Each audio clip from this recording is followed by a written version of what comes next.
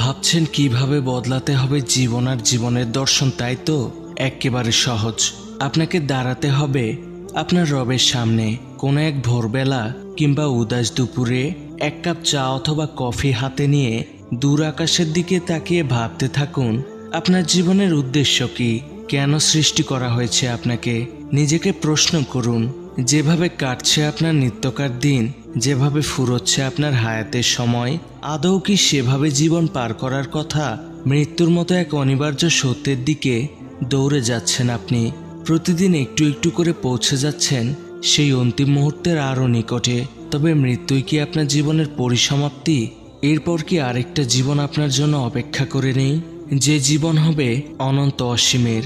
যদি আপনার হৃদয় সায় দিয়ে বলে হ্যাঁ, সেই জীবন আমার জন্য অপেক্ষা করে আছে, তাহলে আপনার আপন খেয়ালকে পরের প্রশ্ন করুন, সেই পরম বাস্তব জীবনের জন্য আপনার প্রস্তুতি কি?